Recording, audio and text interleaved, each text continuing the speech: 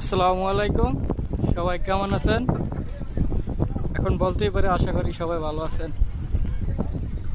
আমি এই সাফারি বুটগুলো নিয়ে এর আগে একটা ভিডিও দিছিলাম। সেখানে আমার অনেক ভাই জিজ্ঞেস করছেন, ভাই এগুলোর ভিতরে এত বেতন কেমনি?